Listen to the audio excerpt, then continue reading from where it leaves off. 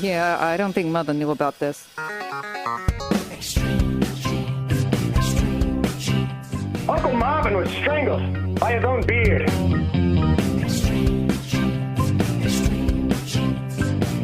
Yeah, never saw it coming.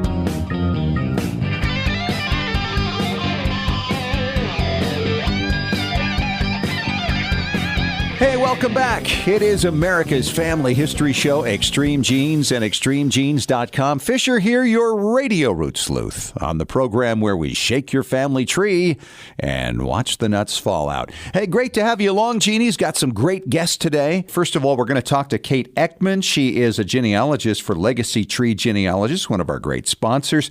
She's going to talk about using clues within photographs and clues by the type of photographs to determine who's in those photographs. It's a complicated process sometimes, but it's a lot of fun to play detective with that. Kate will tell us more about that coming up in about 10 minutes. And then later in the show, Melanie McComb, a genealogist for the New England Historic Genealogical Society at AmericanAncestors.org, is going to tell us about the Facebook group she recently set up for a group of cousins she has found online through DNA and other methods. It may be something you'll want to do. You'll hear about the benefits and how to do it. That's coming up later in the show. Hey, just a reminder, by the way, if you haven't signed up for our weekly Genie newsletter yet, you can do so absolutely free through our website, ExtremeGenes.com, or on our Facebook page. Every week you get the free column, you get the free links to past and present shows, and to stories that you're going to find fascinating as a family history researcher. Well, right now, let's head out to Boston and talk to my good friend David Allen Lambert. He is the chief genealogist of the New England Historic Genealogical Society and American Ancestors.org, and he's fresh back from Florida where he was down at Disney World. Are you feeling refreshed? I am feeling totally refreshed because I went to Galaxy's Edge on day 2 and rode the Millennium Falcon. I was 8 years old for a matter of hours. It was great. That is so much fun. You know, there's so many weird stories to share this week on Family Histoire News. And let me start with this one, David. Here's this mom. She's really excited. She's going home after giving birth to 2 babies. Her name is Lilia. She's 29. She's been waiting 3 months since she gave birth to her first baby in May to go home. And the reason is her second baby was born 11 weeks after the first. 11 weeks, yeah. Okay, that's an explanation you're going to have to define for me? Yes, I will. Happen? Well, first of all, the first baby, Leah, she was born on May 24th, but the baby boy, Maxim, wasn't ready yet. He showed up on August 9th. Leah was 25 weeks. Yeah, very premature, and she weighed under 2 pounds. And then Maxim arrived 11 weeks later, weighing 6 pounds, 6 ounces. So that's incredible, isn't it? 3 times the size of his sister. The reason is, David, is the mom has a rare condition. It's a double uterus. Very rare. Okay, that explains it. Yep, 1 in 50 million for something like this, and both babies survived, which is incredible. What an amazing thing. But imagine 100 years from now, their descendants looking at the records and seeing mom giving birth to 2 children 3 months apart. They're going to figure there's something horribly wrong here. Well, you know, genealogists are going to hear this and say, hey, that baby that's born 4 months apart, that's got to be correct now. No, it's more likely double dating. Yeah, of the double dating or calendar. something. Yeah, crazy. Well, as my grandmother used to say in New England, second child takes 9 months, first child can come at any time, but not the first sibling of a dual pregnancy. That's different. I know. Crazy stuff. Well, you know, here's some crazy stuff. News that you find out about for an anniversary that you never thought would have occurred so long ago.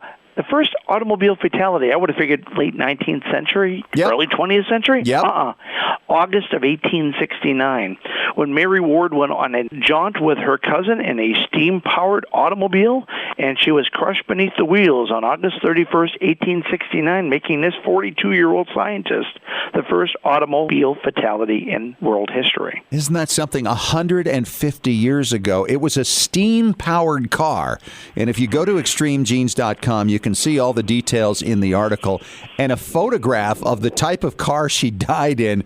And it's incredible. I did not know that there were unique automobiles in the 1860s, but there were. I don't think this went very fast, so it must have been not the velocity, but just the weight of this thing. It looks like a small railroad car. Right. Well, Sherry Burr, a researcher, started to look into her family tree, but her family tree opened up an interesting thing. It turns out her ancestor is the son of Aaron Burr, but he was the descendant through one of Aaron Burr's servants. Yes, and he was actually a conductor on the Underground Railroad. And this was rumored for some time, but she actually went through, did all the research over years, and proved it. And it's a fascinating story, and it's now been accepted by the Aaron Burr Society. You need to get her on the show. She sounds like a great guest. Working on it. Well, at the end of everything, we deal with what do we do with our remains. May you be buried or cremated or what have you. Now you can actually grow a family tree from an ancestor. Yes, in a website called UrnaBios, UrnaBios.com, will sell you a little urn, which is a biodegradable urn that will turn ashes into a tree. You can do this for your pet, too. You could basically have an ancestral forest in your backyard. Well, how many cemeteries have you been to, David, where you go to visit an ancestor's grave and there's a huge tree right there? It's like the roots go down and go, oh, there's one. Let's bring them up. I think our people are already in trees all over the place, and we will be, too, eventually. I have an ancestor that had a tree growing quite near it, and it was during the fall when I was there. I saved one of the leaves and put it in my family records. And was saying, well, I don't think they're going to get any DNA from it. But well, wouldn't that be interesting to check to see if your ancestor's DNA is in the leaf, That's digging for different types of roots, my friend, different types of roots. Right. My blogger spotlight this week shines on a young man out in the UK, I believe. I'm not entirely sure, but it looks like he's done a lot of British-related genealogy. His name is Daniel. He's a teenager, and his blog is danielsgenealogy.weebly.com. And I like to give support to the next gen of genealogists because, those are the ones that are going to pick up the pieces and steer the industry long after we're gone. All right, David, thanks so much. Talk to you again a little bit later as you come back for Ask Us Anything. Sounds great. And coming up next, there are clues on and in those mysterious photographs that are completely unmarked. Find out what they are with Kate Eakman from Legacy Tree Genealogists when we return in 3 minutes.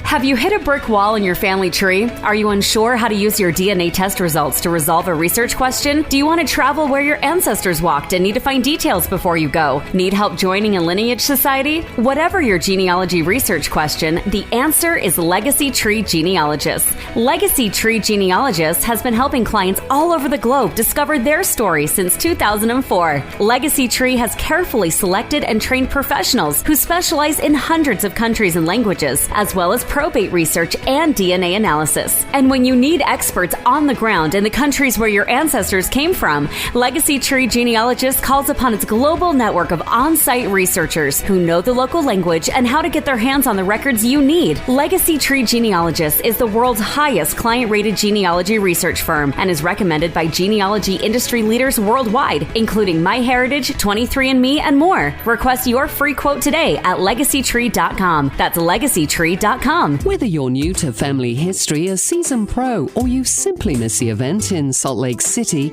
now is your chance to connect at Roots Tech London. That's right, the world's largest family history conference is expanding to London, October 24 through 26. Join us for 3 huge days of discovery and make connections to your past. Enjoy world-class entertainment, interactive booths, and hundreds of hands-on classes. Oh, and did I mention that world-famous entertainer Donny Osmond is one of the featured keynote speakers. Purchase your 3-day Roots Tech London pass today. Passes start at only £49. Learn the latest about DNA, explore recently released record sets, and interact with exciting technology. Join the excitement, join the fun, discover your family. Discover Roots Tech, October 24 through 26 at the XL London. Register today at rootstech.org/London. Genie's, it's Fisher with a thanks and a shout out to members of our Extreme Genes Patron Club.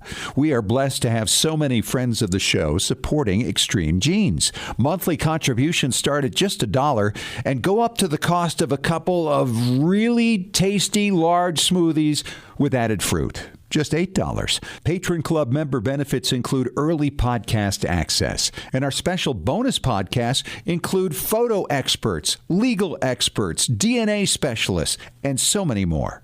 You can even get expert advice on specific questions you're struggling with in your family history research. So go to patreon.com/extremegenes and get signed up. That's patreon.com/extremegenes. Now, I know those smoothies would taste great, but they're not nearly as satisfying as discovering your family. The choice is yours. So get signed up right now. We look forward to helping you out. And thanks for supporting Extreme Genes.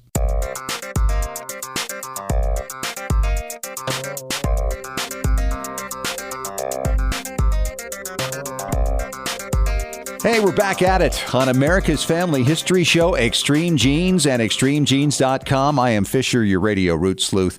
And recently, it was really fun. I came across a photograph as I was helping a friend with an adoption situation. And this photograph was of somebody who had married into the family, and we weren't sure who the other person was in it. So it led to all this discussion about analyzing the clothing. Was this the early 20s or the late 20s? Because that was going to make all the difference in the world. And photo analysis is a real big deal for helping you figure out who you might have pictures of when they're unmarked. And Kate Eakman is on the line with me right now. She's a genealogist for Legacy Tree Genealogists. And Kate, you did a recent blog on this whole thing. Yes, I did.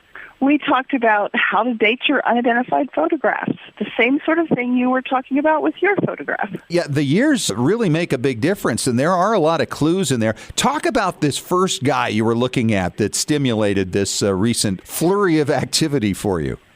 Yes, we had, a few years ago, there was a photograph all over the internet and all the various genealogy sites that was supposed to be a photograph of a young Revolutionary War soldier who died in 1845.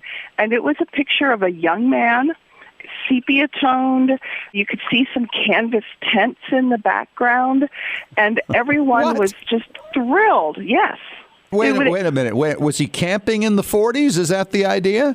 Well, I think what happened was people weren't really paying attention to the history and the time period because, as you probably know, photographs are relatively modern. First photograph of a person was taken in 1830. And it's funny you say that because that first person was actually a blur on a sidewalk in France, remember? That's exactly right. We don't know who that first person was, but we couldn't have a photograph of a young man in the Revolutionary War because there weren't any photographs during the Revolutionary War. That's hysterical that people are thinking this is the real deal. When you say, okay, died in 1845, there are pictures of old men who survived long enough to the photographic era.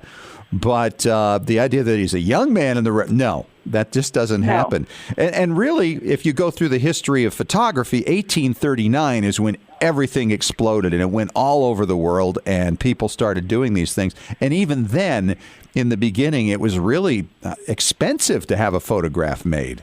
It was. Initially, it was very expensive. It was a time-consuming process, very labor-intensive. But as we created more and more inexpensive ways of making photographs, it became very popular. And by the 1850s and the 1860s, especially in America, during the Civil War, people were having photographs made all the time. Yep. But they were printed on either tin types, cheap, thin metal, or on paper. Yeah, it's kind of fun to have a few samples of all those things in your family, right? It is. They're all wonderful treats if you can have an amber type, a glass photograph, a tin type on the metal, and then those old carte de visites, those sort of odd rectangular calling cards with your photograph on them. Yeah, and then later the cabinet cards. And we shouldn't forget daguerreotypes, too, because those are really cool because it's like an image on a mirror. It's almost kind of ghostly. It is. It really is. You have to have something behind it so you can actually see it. When you hold it up to the light, it's, like you said, it's a ghostly image on the glass. Yeah, it's very cool. So let's talk about identifying a photo. And I think commonly the periods would be in the teens, the 20s. I mean, it could be from any time, really.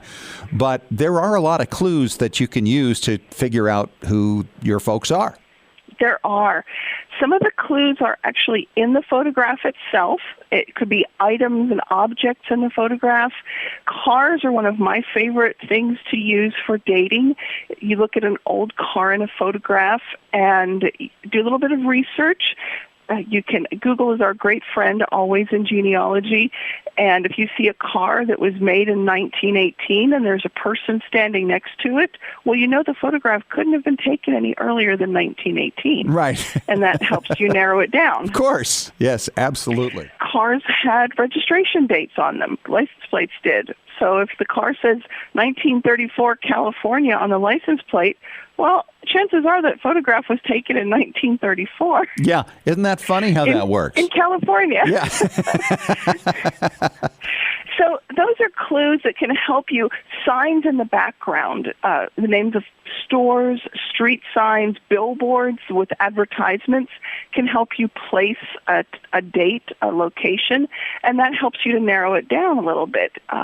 If you're trying to decide if it's this grandparent or that grandparent, but you know that they didn't immigrate to the United States until the 1920s, that had immigrated earlier, that might help you narrow the focus.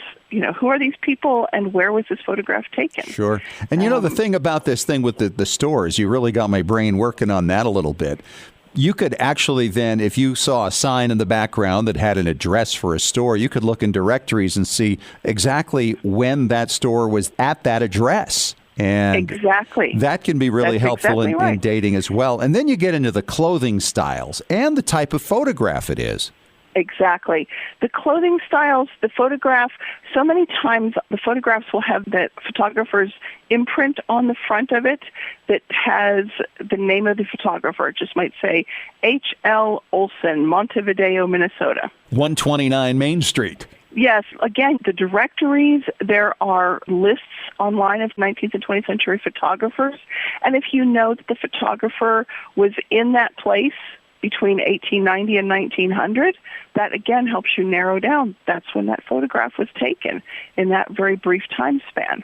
And so you can use the things that are written around the photograph, the advertisement of the photographer, to help you focus on a specific date or location.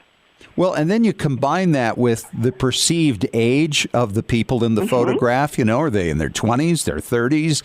How old do they look? And then you kind of can determine, obviously, when they were born, and how does that fit with the information you have in your charts? That's right.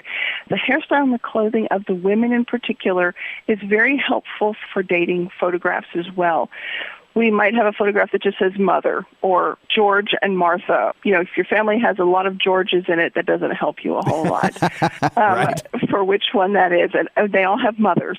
That doesn't help us much, but we can start to look at the clothing, and that helps us to narrow it down a lot about who these people are.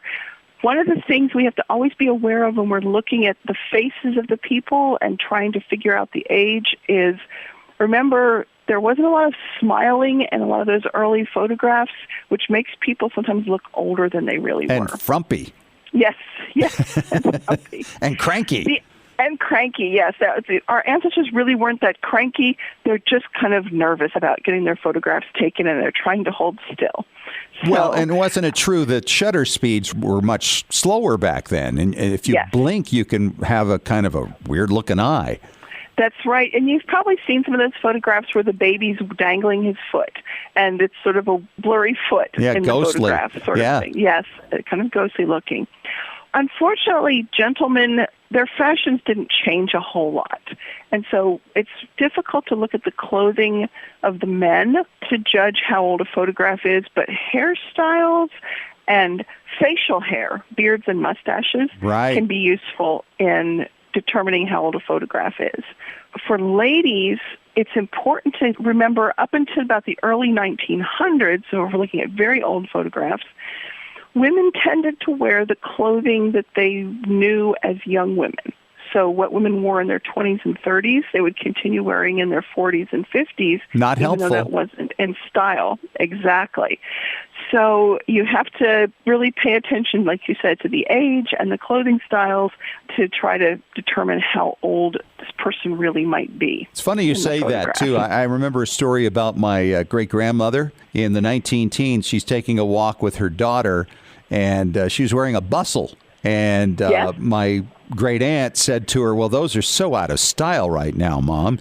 So she removed it right there in the street and threw it off into the bushes and said, there, I'm in style.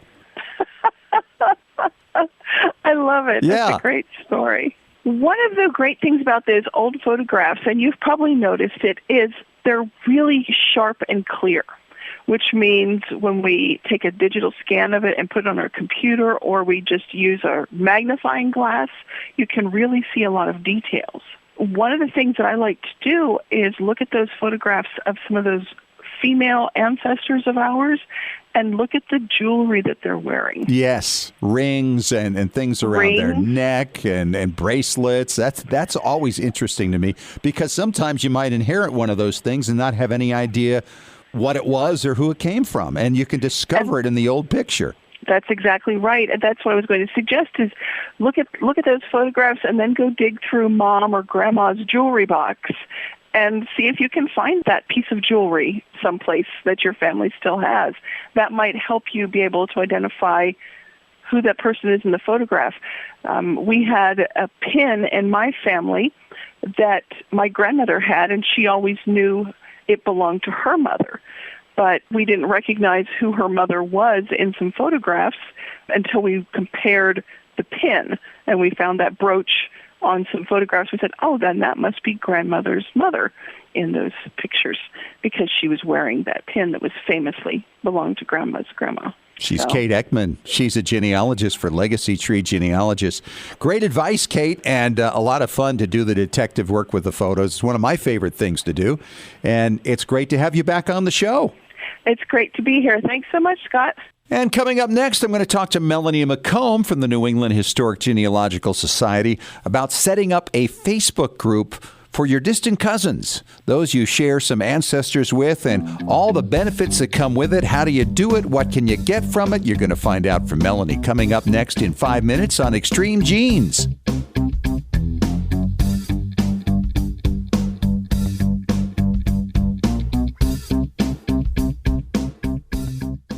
Looking for an easy way to show off your family history and share it with your family? Family Chartmasters offers beautiful custom pedigree art pieces and inexpensive family reunion draft charts in any design or size that fits your needs. With a free consultation at FamilyChartmasters.com, you can get started creating a new family masterpiece. Family Chartmasters has over 11 years of experience in creating and printing family charts. They can print any style genealogy chart from any genealogy file and can create exactly what you're looking for. You'll work with a specialized and talented consultant whose goal is to make you happy. Decorative charts make fantastic gifts for all occasions. And with Family Chartmasters' option of ordering duplicate charts at half price along with your original purchase at full price, you can afford to give a family heirloom to each member of your family. Contact Family Chartmasters today at FamilyChartmasters.com for your free consultation. Family Chartmasters will give the greatest care to your family history. Scientific studies have proven that youth who know even a little bit about their family history perform better academically and have a greater sense of personal confidence and stability. Genealogy is its own incredible superpower that arms our children with super strength. But how do you get your child or grandchild interested in studying their family history? That kind of stuff is just for grandmas, right? Not anymore. ZapTheGrandmaGap.com leaps the generation gap in a single bound. Author Janet Havorka provides you with useful and timely advice on helping the young people in your life become engaged in their own family history. Janet has an entire collection of books to inspire the young and the young at heart in fun, interactive ways. She also offers creative tips and advice on her blog and in her free weekly newsletter. Stop by ZapTheGrandmaGap.com today to sign up for Janet's free email newsletter with 52 weeks of easy tips, free downloads, and order your set of resource books and workbooks.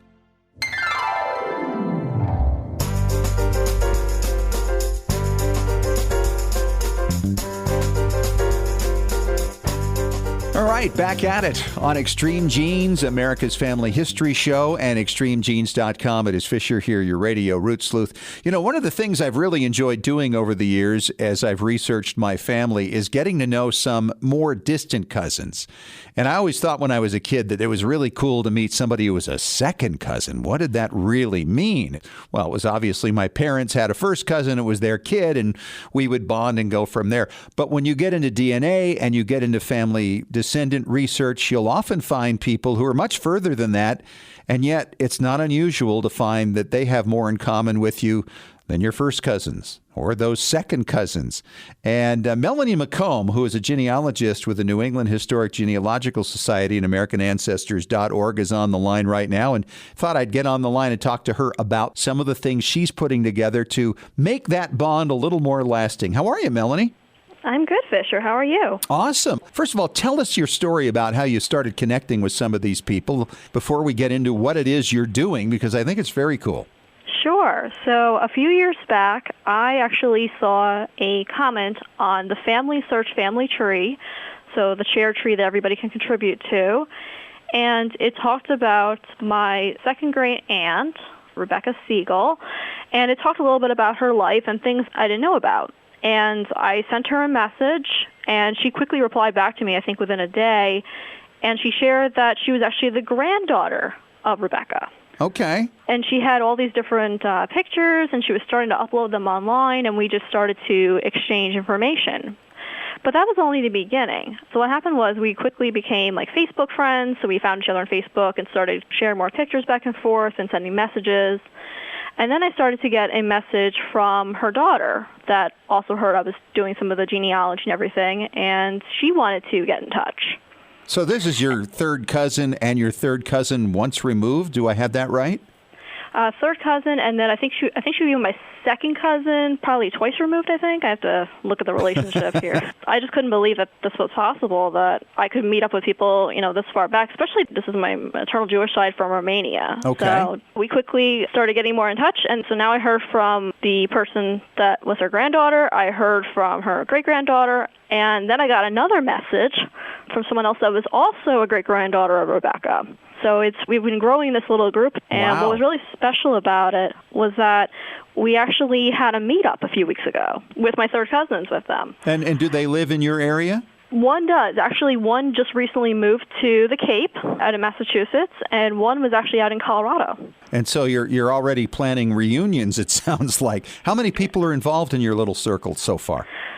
I'm directly talking with at least 4 other people, and those are my 2 third cousins and their mothers, and I think we're slowly trying to bring in the children of the great-granddaughters as well, too. So have you found some photos, some documents, some heirlooms, things that you didn't know existed in the past because of this? Oh, absolutely. So that was like one thing that we definitely devoted a lot of time to when we first met up was we started sharing stories and pictures. So I have all these fabulous pictures of some of Rebecca's daughters, especially in the 1920s, in their flapper gear and everything else, too. And wow. You know me, I like the 1920s. Yes, so. I remember. Yes, yeah, we were at a conference and you were dressed as a flapper girl for a special theme night. I remember that was very fun. So yes, so I've seen all these pictures I've never seen ever in my life. It's been great, and I've been hearing story after story. So how are you bonding with these people? What are you using any technology, social media to make this thing work? Yeah, so at first we started just using like Facebook Messenger and just, being Facebook friends, but I took it a step forward. After we met up a few weeks ago, I created a Facebook group. Oh, nice. And invited them in. Yeah, so it's a nice way to have your own space, but it's still open if you wanted to invite other family members in, and this way you can concentrate on sharing the pictures and stories if you don't want to share it with everybody else. Sure. That's your friend. So it's a closed Facebook group, but you can open it up if people want to be part of that. Absolutely, and I made sure to name the group the descendants of Haya Goldman and Herman Siegel. So if anybody ever came across that couple in their family tree, they could know which group we were part of. Oh, that's awesome. That's great. So what have you done on it so far? How long have you been functioning? So we've only had it for a few weeks now, since we just met up in mid-August. So it's only been a little over maybe 2.5, 3 weeks right now. And we've just been having post after post of, asking about what happened with this and what happened with that. And, one thing that got brought up, why does it say on Rebecca's tombstone, why doesn't it reference her husband or something? Why does it only show her alone?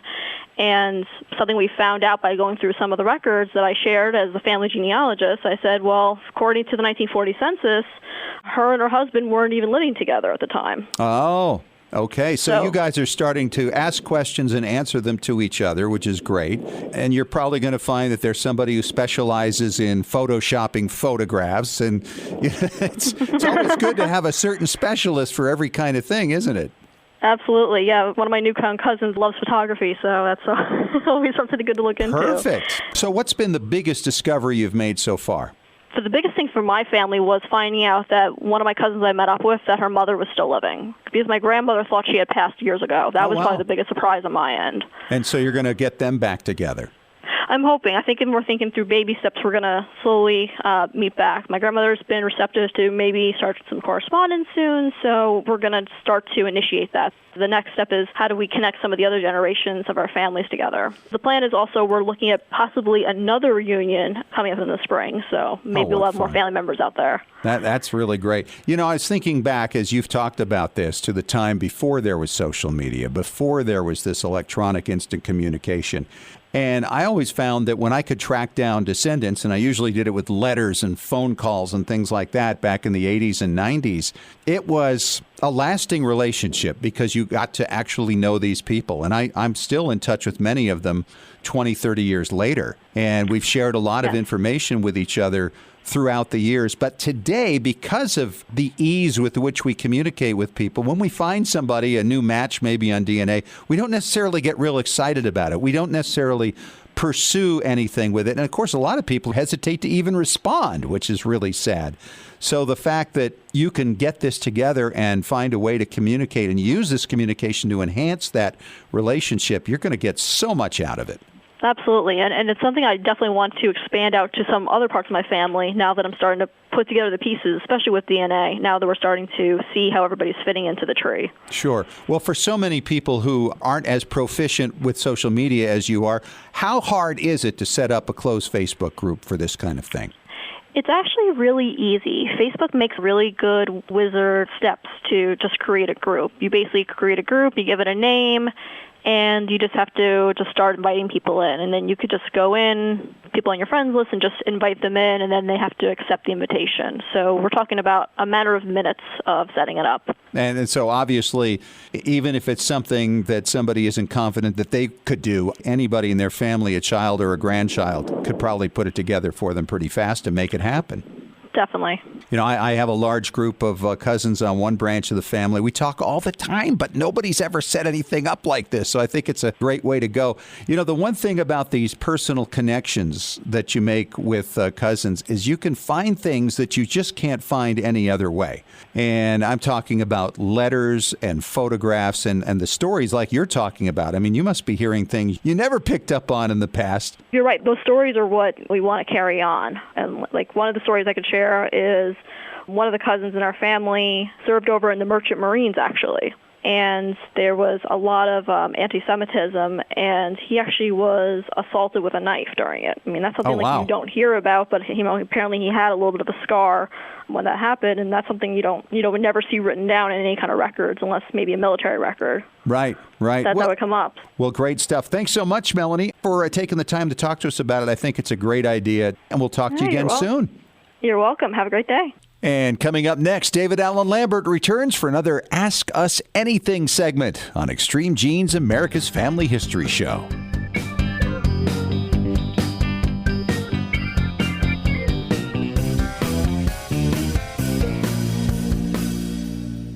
Whether you're new to family history, a seasoned pro, or you simply miss the event in Salt Lake City, now is your chance to connect at Roots Tech London. That's right, the world's largest family history conference is expanding to London, October 24 through 26. Join us for 3 huge days of discovery and make connections to your past. Enjoy world-class entertainment, interactive booths, and hundreds of hands-on classes. Oh, and did I mention that world-famous entertainer Donny Osmond is one of the featured keynote speakers. Purchase your 3-day Roots Tech London pass today. Passes start at only £49. Learn the latest about DNA, explore recently released record sets, and interact with exciting technology.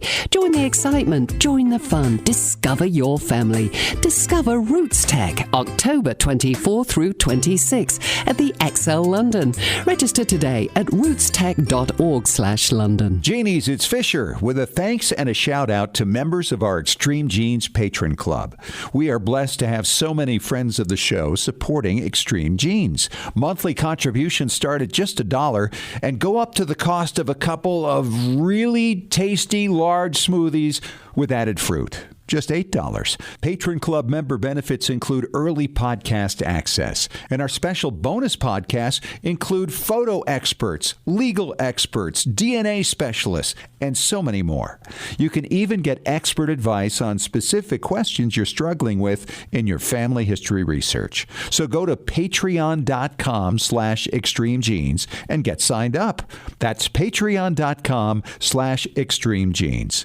Now, I know those smoothies would taste great, but they're not nearly as satisfying as discovering your family. The choice is yours. So get signed up right now. We look forward to helping you out. And thanks for supporting Extreme Genes. Have you hit a brick wall in your family tree? Are you unsure how to use your DNA test results to resolve a research question? Do you want to travel where your ancestors walked and need to find details before you go? Need help joining a lineage society? Whatever your genealogy research question, the answer is Legacy Tree Genealogists. Legacy Tree Genealogists has been helping clients all over the globe discover their story since 2004. Legacy Tree has carefully selected and trained professionals who specialize in hundreds of countries and languages, as well as probate research and DNA analysis. And when you need experts on the ground in the countries where your ancestors came from, Legacy Tree Genealogists calls upon its global network of on-site researchers who know the local language and how to get their hands on the records you need. Legacy Tree Genealogists is the world's highest client-rated genealogy research firm and is recommended by genealogy industry leaders worldwide, including MyHeritage, 23andMe, and more. Request your free quote today at legacytree.com. That's legacytree.com.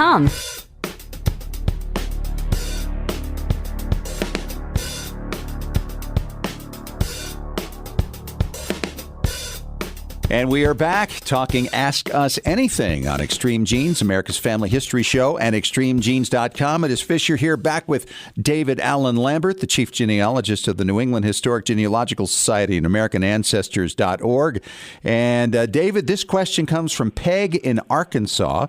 She says, my grandfather was in the Navy in World War II.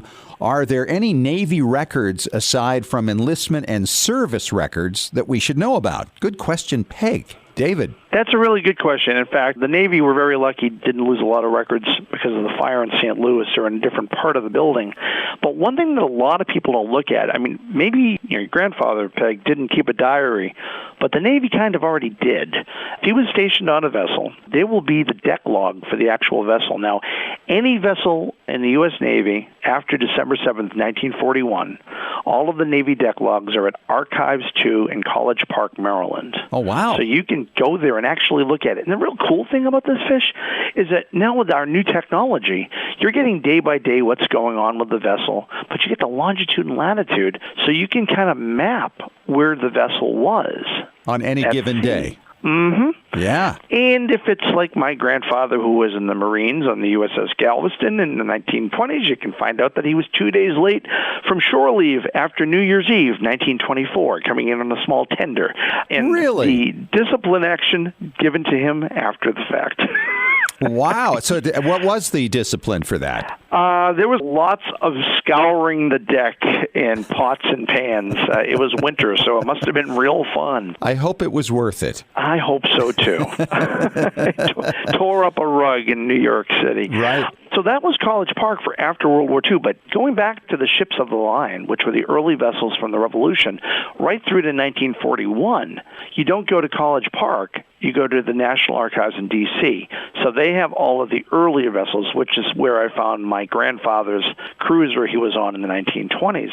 And you can take photographs of this, and you can go day by day and find out where they were. It's a nice family project to be able to read through this, and it's like having a diary for a relative we never had a diary for. That's incredible. Now, you say the earlier ones, I mean, going back to the Revolution up to 41, was that just for the Navy, or is that for other government ships? Well, they have the cutter service. They have the U.S. Coast Guard vessels. They go back to the 1830s. And then, of course, there's merchant marine record vessels. So, yeah, they have quite a lot of them. The ones I really spent a lot of time with are the U.S. Navy, of course, would also have the U.S. Marine Corps stationed on a lot of the vessels. But these are great records, underutilized, and they are not online. No, it doesn't sound like it. And why not? Why aren't people going for those yet? Maybe that's going to be the next big thing, but it's just because they're voluminous. They're basically hundreds upon hundreds of pages. Every entry by the early part of the 20th century, a typical entry could be 2 pages because you're also finding out specifics on the ship, the steam, the power it's using, number of people that are AWOL, number of people that are in the brig, number of people that are sick. So you get your muster roll, your daily, where we are at port or at sea, the longitude and latitude at certain times, depth of where they are in the water. It's really fascinating. It's shy of being on the deck of the vessel with your relative. That sounds like kind of fun. So when you found this record about your grandfather back in the 20s being late for shore leave, was that a special entry that was on this record, or did they just have that among many others? It was just amongst many others, and that's why you have to read line by line. And I looked up, I said, oh, look, John Lee, my grandfather, what did he do now? And sure enough, there he was. Yep. I wish I knew the backstory where he was in New York City and all that, right. But that one's lost to history. There you go. Deck logs from the Navy. Great answer, David, and a great question from you, Peg. Thanks so much. We'll have another one coming up next when we return in 3 minutes on Extreme Genes.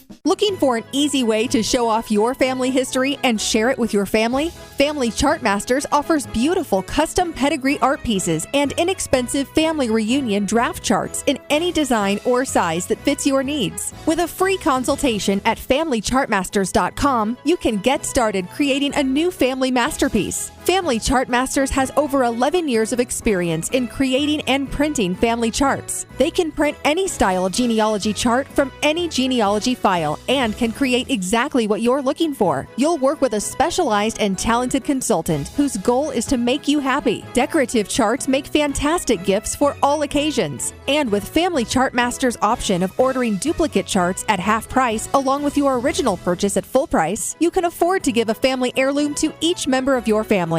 Contact Family Chartmasters today at FamilyChartmasters.com for your free consultation. Family Chartmasters will give the greatest care to your family history. When was the last time you heard your grandmother's voice or saw your family enjoying life back in the 1950s or 60s? If the reason is you haven't known what to do with your old recordings, videos, and films, here's your answer. The Multimedia Center in Salt Lake City. We brought in a video project to the Multimedia Center, and overnight they duplicated it to DVD so we could meet our deadline. The Multimedia Center, 2870 East, 3300 South, Salt Lake City. Open Monday through Friday, 10 to 6. Call 801-483-1717 or go to transferduplication.com. Genies, it's Fisher with exciting news. The Weekly Genie, the official newsletter of Extreme Genes, is here. It's your Monday morning briefing on what's happening in the world of genealogy and family history and on Extreme Genes. Get all the details of jaw-dropping stories of discovery and keep up with the latest techniques in family family history research.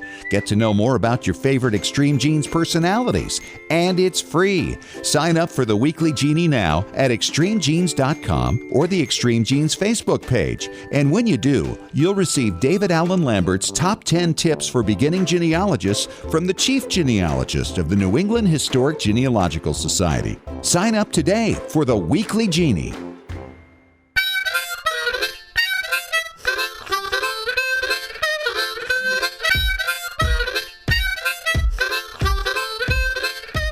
Hey, we are back at it for our final segment this week of Extreme Genes, America's Family History Show, and extremegenes.com. We're doing Ask Us Anything with David Allen Lambert from the New England Historic Genealogical Society and AmericanAncestors.org. And David, this is from Lee in Pensacola, Florida. It says, "Hi, guys. I've heard you say that ancestor occupations are important for many reasons.